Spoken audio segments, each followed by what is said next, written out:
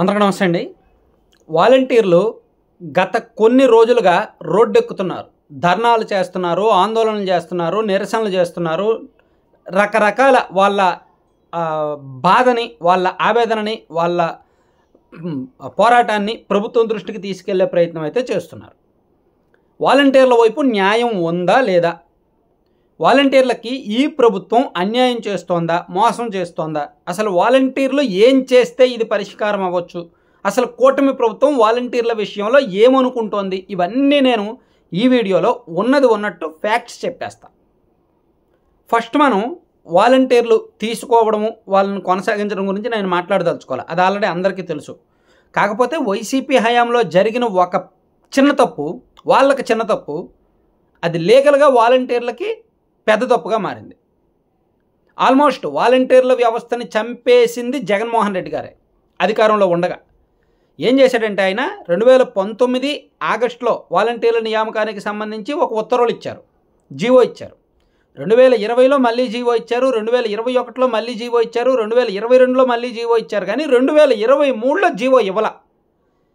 ప్రతి సంవత్సరం కూడా 1 ఇయర్ కొనసాగుతారు, వీళ్ళని ఎక్స్టెండ్ చేస్తూ ఇచ్చారు. 2023లో వాలంటీర్ల వ్యవస్థ కొనసాగింపునకు సంబంధించి జీవో ఇవ్వలేదు. 2022 సెప్టెంబర్లో ఇచ్చిన జీవో 2023 సెప్టెంబర్తో ఎండ్ అయిపోయింది. ఒకవేళ అప్పుడు జీవో ఇచ్చుంటే వాలంటీర్ల వ్యవస్థ కొనసాగింపునకు సంబంధించి 2024 సెప్టెంబర్ వరకు వాళ్ళు ఉండేవాళ్ళు. అంటే కూటమి ప్రభుత్వం అధికారంలోకి వచ్చేసరికి కూడా వాలంటీర్ల వ్యవస్థ ఉండేది.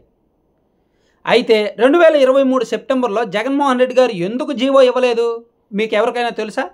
నేను చెప్తా, ఆ కారణం కూడా నేను చెప్తా. సో ఎందుకు ఇవ్వలేదంటే, ఒకవేళ 2023 సెప్టెంబర్లో జగన్మోహన్ రెడ్డి గారు ఆ జీవో ఇస్తే వీళ్ళు ప్రభుత్వ పరంగా పనిచేసినట్టు అవుద్ది. ప్రభుత్వం నుంచి గౌరవ వేతనం పొందుతున్నారు కాబట్టి వీళ్ళు ప్రభుత్వ ప్రతినిధులుగానే ఉంటారు. అప్పుడు 2024 ఏప్రిల్ మే నెలలో జరిగిన ఎన్నికల్లో వాళ్ళని వైఎస్ఆర్ కాంగ్రెస్ పార్టీ తరపున ఉపయోగించుకోవడానికి కుదరదు, అవ్వదు. సో అది ఎవరైనా కోర్టులో కేసేసినా లేదా ఈసీకి కంప్లైంట్ చేసినా చట్ట ప్రకారం వైసీపీ దొరికిపోద్ది. సో అలా చట్టంగా దొరకకూడదంటే వాళ్ళని అఫీషియల్గా కొనసాగించకూడదు అని జగన్మోహన్ రెడ్డి గారు భావించి ఆ జీవో ఇవ్వలేదు. ఎన్నికల ఏడాదికి ఆ జీవో ఇవ్వాల. కానీ వాళ్ళు అఫీషియల్గా కొనసాగినప్పటికీ కూటమి వాళ్ళు ముందుగానే ఈసీకి కంప్లైంట్ చేశారు. ఎందుకంటే వాలంటీర్ల వ్యవస్థ అంటే ప్రభుత్వానిదే అని ప్రజలకు, వ్యవస్థలకు అందరికీ తెలుసు. లోపాయికారిగా వీళ్ళు జీవోలు ఇవ్వలేదనే సంగతి వైసీపీ వాళ్ళకు మాత్రమే తెలుసు. జగన్మోహన్ రెడ్డి గారికో, సజ్జలకో అండ్ సిఎస్గో వాళ్ళకే తెలుసు. బయట వాళ్ళు ఎవరికి తెలియదు. ఏమో జీవోలు ఇచ్చారేమో కాన్ఫిడెన్షియల్గానే అందరూ అనుకుంటున్నారు. కాబట్టి కూటమి వాళ్ళు యథాలాపంగా ఈసీకి కంప్లైంట్ చేశారు. వాలంటీర్లు వైసీపీ కోసం పనిచేస్తున్నారు, హైకోర్టులో పిటిషన్ వేశారు. దాంతో అది ఎన్నికల నాటికి విచారణకు రాలేదు, పెద్ద సీరియస్గా తీసుకోలేదు. కానీ ఈసీ అయితే ఉత్తర్వులు ఇచ్చింది వాలంటీర్లను ఎన్నికల విధులకు పార్టీకి వాడుకోవద్దు అని. దాంతో వీళ్ళు ఏం చేశారు, మీరు వాలంటీర్ల పదవికి రిజైన్ చేసేయండి, వాలంటీర్ ఉద్యోగాలకు రిజైన్ చేసేయండి అని చెప్పి బలవంతంగా దాదాపుగా 90,000 మంది చేత రిజైన్ చేయించారు. మిగిలిన వాళ్ళు వైసీపీని నమ్మలేదు, రిజైన్ చేయకుండా ఉండిపోయారు. అది ఎన్నికల నాటికి జరిగిన కథ. కూటమి అధికారంలో రావడానికి ముందు అంటే మే 8వ తేదీ, సబ్జెక్టు కరెక్షన్, నాకు కరెక్ట్గా గుర్తులేదు, 2024 ఉగాది రోజున అప్పటి ప్రతిపక్ష నేతగా ఉన్న చంద్రబాబు నాయుడు గారు ఒక హామీ ఇచ్చారు. ఆ రోజు పంచాంగ శ్రవణం అయిపోయిన తరువాత ఆయన మీడియాతో మాట్లాడుతూ ఒక హామీ ఏమిచ్చారంటే, వాలంటీర్ల వ్యవస్థ కొనసాగిస్తాం, వాలంటీర్లకు 10,000 జీతం ఇస్తాం, ఈ ప్రభుత్వం 5,000 ఇస్తోంది, మేము 10,000 ఇస్తాము అని హామీ ఇచ్చారు. దాంతో వాలంటీర్లు చాలామంది మేము రిజైన్ చేస్తే మళ్ళీ కోల్పోతాము, మాకు 10,000 జీతం కావాలి, మేము ఉంటామని చెప్పి చాలామంది నమ్మి న్యూట్రల్గా ఉన్నారు కొంతవరకు.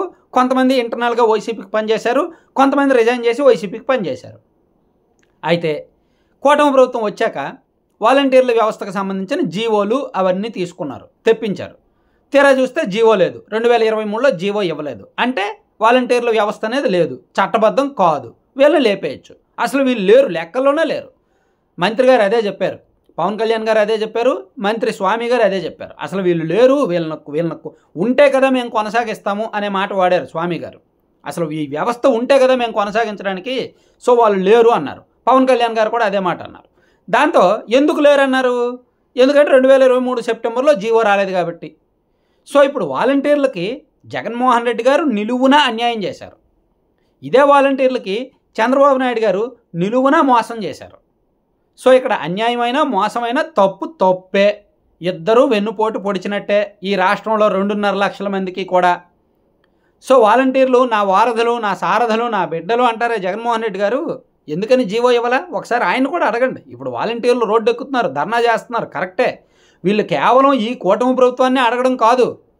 ఒకవేళ 2023 సెప్టెంబర్లో ఆ జీవో వచ్చుంటే ఈ ప్రభుత్వం కొనసాగించేదిగా, చట్ట ప్రకారం వాలంటీర్లు వ్యవస్థ ఉండేదిగా. అప్పుడు వీళ్ళు ఇలా సాకు చెప్పడానికి వీలయ్యేది కాదుగా. సో వీళ్ళకి అన్యాయం చేసింది, మొదట అన్యాయం చేసింది జగన్మోహన్ రెడ్డి గారు. ఆ అన్యాయాన్ని ఆసరాగా చేసుకొని మోసం చేస్తున్నది, ఎన్నికలకు ముందు హామీ ఇచ్చి విస్మరించి మోసం చేస్తున్నది చంద్రబాబు నాయుడు గారు. సో వీళ్ళిద్దరినీ కూడా వాలంటీర్లు అడగాలి. వాలంటీర్లు రోడ్డు ఎక్కుతున్నప్పుడు ఈ వీడియో ఎవరైనా చూస్తే మీరు గుర్తుపెట్టుకోండి, జగన్మోహన్ రెడ్డి గారిని, చంద్రబాబు నాయుడు గారిని ఇద్దరిని తిట్టండి, ఇద్దరిని విమర్శించండి. అప్పుడే మీరు మీ వ్యవస్థ మీద ప్రజలకు గౌరవం పెరుగుద్ది. వాలంటీర్లకు ఇద్దరు మోసం చేశారే, అయ్యయ్యో ఈ వ్యవస్థని, ఈ 2.5 లక్షల మందిని ఇద్దరు మోసం చేశారు, 2 పార్టీలు మోసం చేశాయి అనేది జనంలోకి వెళ్తుంది. అప్పుడు వైసీపీకి బుద్ధి వస్తుంది, వీళ్ళని అనవసరంగా మేము వీళ్ళు పొట్టగొట్టాము అని. అండ్ కూటమికి కూడా సిగ్గు వస్తుంది, అయ్యో వీళ్ళకి మేము ఎన్నికలకు ముందు హామీ ఇచ్చాము, హామీ ఇచ్చి మోసం చేశామే అని. సో నేను ఓపెన్గా చెప్తున్నా, వాలంటీర్లకి ఇద్దరు మోసం చేశారు. అయితే చివరిగా వాలంటీర్ల వ్యవస్థ ఉండాలా లేదా అని నన్ను అడిగితే, వైసీపీ వాడుకున్నట్టయితే ఆ వ్యవస్థ ఉండకూడదు. వైసీపీ వాడుకున్నట్టు వాలంటీర్ల వ్యవస్థ ఉండకూడదు. కానీ మరీ 50 ఇళ్లకు ఒకళ్ళు కాకుండా 100 ఇళ్లకో 150 ఇళ్లకో ఒకరిని పెట్టి 10,000 జీతం ఇచ్చి వాళ్ళని కొనసాగిస్తే, అంటే 2.5 లక్షల మందిలో 1,50,000 మంది నేరేసి 1,00,000 మందిని పెట్టుకొని వాళ్ళ చేత నిష్పక్షపాతంగా ఉద్యోగం చేయిస్తే, సర్వీస్ చేయిస్తే బాగానే ఉంటుంది. ఇది నా అభిప్రాయం అయితే.